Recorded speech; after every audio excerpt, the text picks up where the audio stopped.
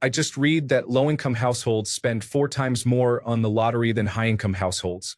It's basically a voluntary tax, paid by those who can afford it the least. What are some other examples of goods, services, and lifestyle habits that the poor buy into? Story 1. Small thing that blew my mind.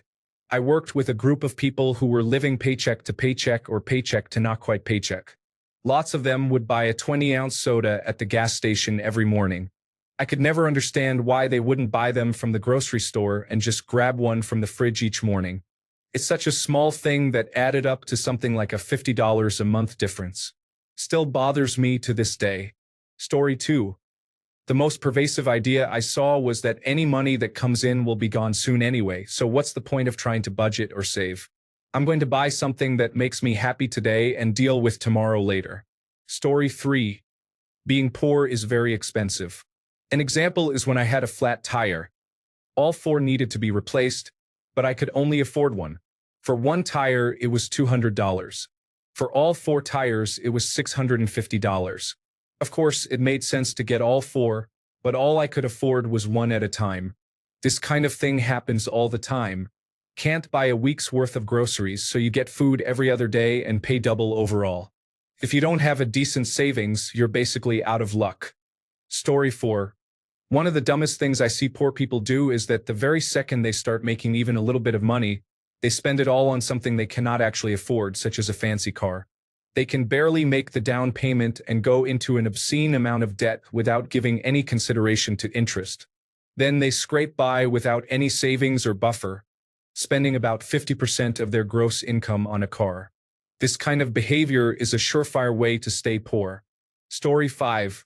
One of the things a lot of people don't realize about poor people is that they are also time poor. Being time poor significantly worsens the effects of poverty and plays a role in preventing them from getting out of it. As an example, when you cannot afford a vehicle, you have to rely on your own legs or public transit. In many areas, public transit is incredibly inefficient, adding significant travel time to anything you want to do. Where I live, if someone wants to go to the city, it would be a 10-minute drive, a 45-minute walk, or a 50-minute bus ride due to the route path from my home. So if someone is poor here, they will have 1.5 to nearly 2 hours of travel time every day they work, versus the 20 minutes of someone who can afford a vehicle. This means less time to cook homemade healthy meals, extra daycare or babysitting expenses if they have children, pursue further education, pursue hobbies, or unwind and relax. When they are poor, they also cannot afford things like healthier fresh foods, gym memberships, or participating in social activities. And that is if they would even have time to go to the gym or those activities. So they eat worse, maybe out of shape, and more isolated, leading to declining mental health, all on top of being more run off their feet due to being time poor, leading to more stress. It's little wonder then that they grasp at the dream of being able to escape all that through the lottery, since they feel as though they have neither the time nor money to dig themselves out. Realistically, the biggest factor that keeps low-income households in poverty is wages being allowed to be low enough that low-income working households exist at all. Story 6. Lifestyle creep. If you are living below the median and you receive a small windfall, you spend it on a luxury you have missed out on, instead of saving it for future survival or putting it towards a larger luxury. Story 7. Eating out. It is cheaper to just make coffee and breakfast and bring a lunch to work. Smoking. Expensive, addictive, and incredibly unhealthy. External trappings. If you don't have a lot of discretionary capital, you can do without brand-name clothing, jewelry, new cars, piercings, and tattoos. Not investing. Even if you're 25 years old and making minimum wage, putting $5 to $10 per paycheck into something like a low-fee Standard & Poor's 500 exchange-traded fund and ignoring it for about 40 years is helpful. Story 8. Anything with high interest, whether it's getting a payday loan or overspending credit cards beyond what you can pay off monthly. Annual percentage rates on those types of loans are so high, it's very difficult to dig yourself out of if you are living hand to mouth. Story 9. Look at the Consumer Expenditure Survey. Tobacco is the only category of spending where low-income households spend more dollars, not just a higher percentage than higher-income households. I kind of get it. Smokers tell me that it calms their nerves. Poor people probably have more stuff to worry about. Story 10. One issue that keeps people poor is that being poor is more expensive than having means. Let me explain. I used to sell liquor to convenience stores, which are small local stores that service neighborhoods, not large chain stores. Their clientele was predominantly poor, and they would buy many things there that you would otherwise buy at a grocery store. Look at toilet paper prices at these stores. 8 rolls at a convenience store was $6.99, while about 2 miles away in a better part of town, 12 rolls were $5.99. This pattern repeats across all items but is mostly seen in essentials. You can actually see this with chain grocery stores too. They sell a smaller laundry detergent like Tide for 95% of the price of a larger size in a more affluent area. Don't even get me started on the economics of the food offered to poor people versus what the middle class or upper class are offered. Story 11. It is not just the habits. It is the belief system. If a child grows up thinking they are not smart and cannot achieve, they will grow up that way. If a child grows up thinking that hard work and effort lead to skill and achievement, they will work hard at things. A child who grows up with a view towards higher skills and higher education will keep going as long as that view is possible. This belief system continues through adulthood and is passed down to the next generation. Our beliefs lead us to our behaviors, and that creates our habits. Every now and then, a child in a poor family meets the right teacher at school, develops a love of learning, and is encouraged to keep going. The child breaks out into some expertise that pushes them to more development. Once they see real success, they likely keep going and find success. The next generation in that home grows up learning the value of hard work. Story 12. I'll use my brother-in-law and his girlfriend as an example. They fight a lot over her spending habits. It started when he moved in with us in the city. He was supposed to live with us for up to 6 months, get a decent job, figure out the city, and find a place of his own.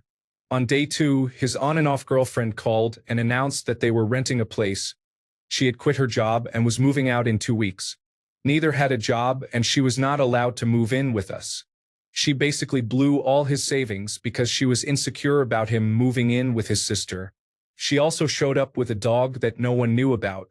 They proceeded to rent a place, find jobs, and scrape by for a couple of months. As soon as she started getting paychecks, she also decided that Amazon was the greatest thing ever. She spent her share of rent and utilities on junk and forced him to pay for everything for the first 3 to 4 months. After a near relationship-ending fight, she agreed to spend less and pay her share. So, of course, she did what anyone in her situation would do, decided to finance over $8,000 worth of dental work. Oh, and her dog ruined 2 couches, a mattress, countless shoes and clothes, and has soiled the apartment. They are not getting their deposit back. After multiple fights, she decided to quit her good job because they asked her to work on some Saturdays. She made such a scene on the way out that she was apparently blacklisted from the company. She quit the next job without notice. Apparently, at some point, she stopped making payments on her ongoing dental work, adding at this point over $2,000 worth of interest to the whole thing. Their place is filled with Amazon items, and they feed themselves through DoorDash and by spending way too much money on groceries from the upscale grocery store. I hear she doesn't like going to the regular grocery store because it makes her feel poor. So, in a nutshell, struggling people make poor decisions with their money and don't learn from their mistakes. They buy things they think wealthy people buy and spend an insane amount of money on food. Story 13. Getting dejected and not even trying again if certain decisions they made in the past didn't work out.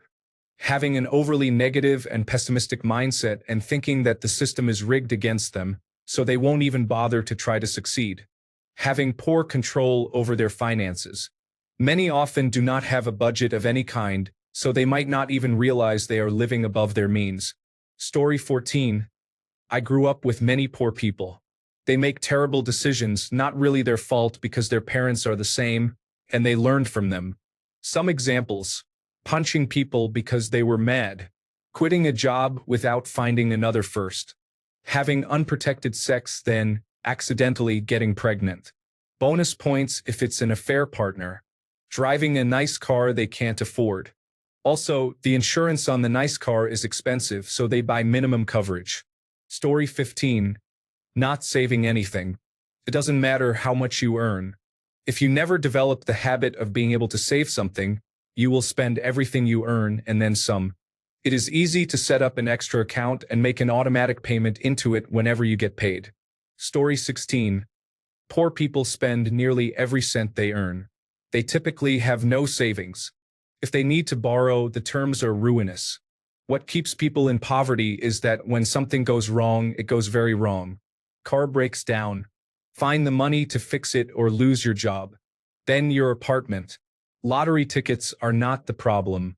The problem is that you are always one check engine light from catastrophe. Story 17. My office is near a lower middle class, mostly black area. The number of higher-end cars I see there is surprising: Cadillacs, Lincolns, Audis, Lexuses, and so on. I am sure they are working, but who knows what interest rate they are paying on their car loans. My guess is a lot of their income goes towards the car payment. There was a local corner lot dealer who was accused of targeting black neighborhoods with predatory sales and lending. Story 18. The podcast Hidden Brain did an entire episode on how poverty affects the way you think. Poor people honestly think differently than people who do not think they are poor.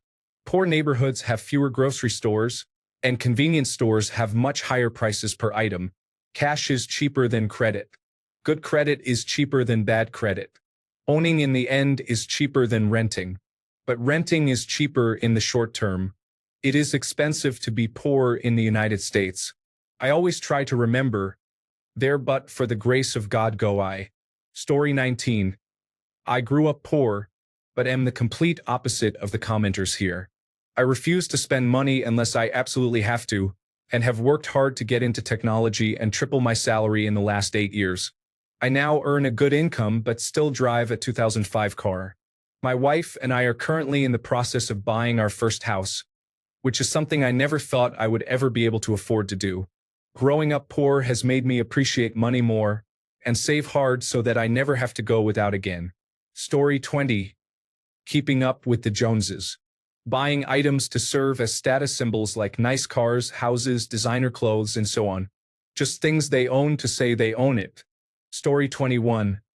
I mean, there's very little you can do when you have a low income and high cost of living. Scrimping and saving a few dollars here and there doesn't actually make a huge difference overall, and telling poor people to cancel their Netflix or not get takeout is making a systemic issue individualized. An extra $200 from canceling Netflix isn't going to make any of us suddenly wealthy. It'll make us more depressed and in almost the exact same financial situation. Increase wages to be livable and have rent caps, put adequate public transport in place, then people can start saving, investing, and participating in the economy in ways that aren't just funneling most of their paycheck to a landlord. Story 22. I was born about as poor as a person can be without having to compete with wildlife for food and resources. Dropped out of high school and made a lot of bad decisions. I am in my 40s with a house and savings, including retirement accounts. Here is what keeps people poor. 1. Not believing that they are worth more, deserve more, and are capable of more. If you do not believe that you can build a better life, you will not even try. Sometimes, trying is enough to make a big difference. Buying things they do not need. Not paying attention to the cost of groceries and just buying the same things every week regardless of the price. Buy stuff when it is cheap. Be willing to eat leftovers. Eat the same thing 2 or 3 days in a row. It saves you tremendous amounts of money. Short-term thinking.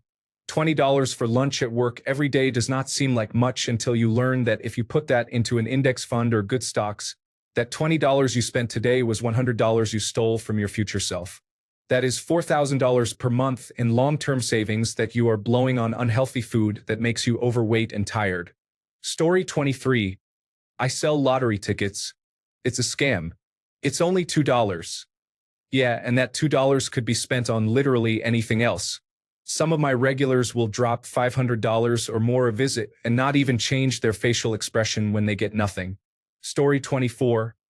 I am going to give you a less conventional answer. A lot of poor people have the mindset that they cannot get themselves out of it, and do not even try.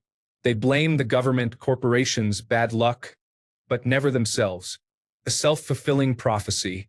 It is easier to be lazy than happy. Story 25. bringing children into chaotic family and financial situations. Planned Parenthood and others can provide free or subsidized birth control to those who need it. I don't know why such young women end up with so many children without the ability to support them. It is a self-inflicted wound on themselves and society. Story 26. I took a marketing class in college, and the professor gave a great example of this in class when talking about the psychological reason why low-income households buy name-brand items, whereas higher-income households often purchase generic items. It's a mindset. Poor people buy name-brand grocery items so that every time they open their cabinets, they are reminded of high-price items, and it temporarily makes them feel less poor. Rich people don't buy Clorox bleach as often. They'll just buy generic because it's literally the same thing, but they don't need the validation that comes from having brand name items. I think this psychological effect carries over to bigger ticket items, especially when financing comes into play. They cannot afford the house, but they can get approved for financing. They cannot afford the new car, but they can get approved, and hopefully everyone will believe the lie they are telling, which is that they are rich and can afford the finer things.